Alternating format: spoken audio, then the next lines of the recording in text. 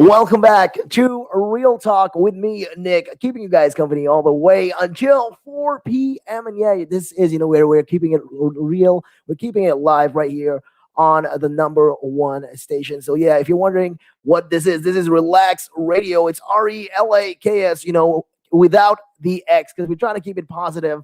And yeah, there's been news that there's going to be the vaccine, a jab passport. So yeah, that's something that they're talking about. And Boris Johnson says, it may only be possible to introduce a vaccine passport scheme once all adults have been offered a jab. So yeah, this has been suggested by Boris Johnson. He's been talking about this. I mean, these are positive steps that he's been trying to do. And he said no decisions have been made, but there have been an update on the idea in April, and a review will be reported in June. And in case you guys are wondering what this is all about, it's all about these digital certification that can show whether you've had the coronavirus vaccine, which is the AstraZeneca vaccine, or the Pfizer vaccine, or the Moderna vaccine. So yeah, it's basically going to be on your app.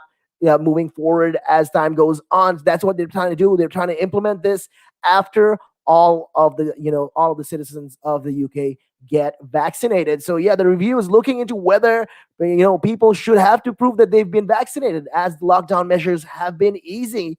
But Tory MP Steve Baker said it was a ghastly trap and unfair, penalize those who advised not to have a vaccine. So yeah, meanwhile, the MPs will vote later though on a new coronavirus law for England's roadmap out of lockdown. So yeah, they'll also be asked to approve the government's plan to renew emergency coronavirus powers for another 6 months. So yeah, the Coronavirus Act was introduced back in March 2020. So yeah, that's March 2020.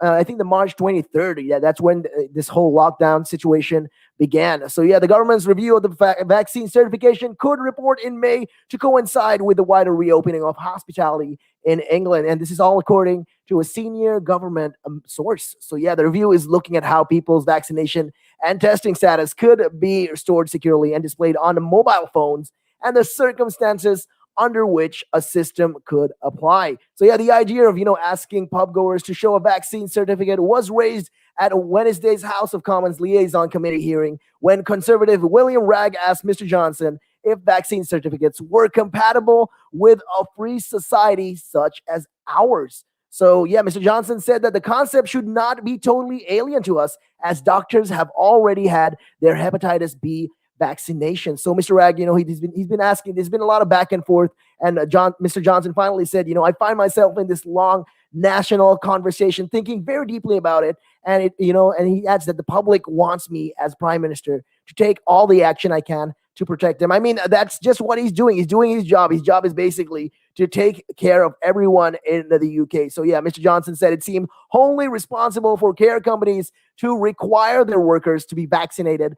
And the principle is there in terms of, professions requiring certain vaccines when entrusted with the care of a patient. So yeah, there's been a lot of these discussion, and they've been talking about this. And, ministers and administrators have set out plans for how the rules they imposed will be rolled back. That's just something that they're talking about. And Mr. Johnson also was happy, to sketch out the questions could be in part, be answered in a way that not all of his party will like. And he made clear that he's willing to contest the idea of jabs for jobs. So yeah, he held the possibility of, papers for print and all of that. So when tests are widely available, proof of a negative test is also being considered as a tool to help venues open up. So yeah, the government is reluctant though to make any of this compulsory to anybody. So it seems that proving our COVID status through the vaccination or a test is going to be a part of our lives moving on, with this. Because I mean, in a way, they're trying to show proof, like, hey, we got vaccinated for XXXX. This is the kind of vaccination we got. This is, especially if you're going to go to a pub, you're going to show proof that you got vaccinated, whether you got vaccinated or whether you've had the COVID vaccine, the COVID-19 virus infection already, and you're recovering from it and you're okay now, that kind of thing. I mean, this is, in a way, it's all to protect the people around us. That is just something that the people have to understand, but a lot of them are not happy about this whole decision. So yeah, this is just going crazy right now. And yeah, there's a lot of conversation, especially going on with that. And yeah, so the UK though has been recorded with another 6,300 397 new infections, and 63 deaths within 28 days of a positive coronavirus test. And this is all according to the government's daily figures. So, the numbers have been rising and it's been on the rise ever since. So the latest vaccines show that at least almost 29 million people have now received a first dose of the COVID vaccine. So, meanwhile, Republicans have case doubt on such a suggestion, rather, from Mr. Johnson that pub goers might have to prove their vaccination status when venues reopen. And a government review into the possible use of the coronavirus passport or status certificates allow people to visit pubs and other venues is taking place under the plans to ease England's lockdown. So yeah, Mr. Johnson said previous coronavirus infections could be a feature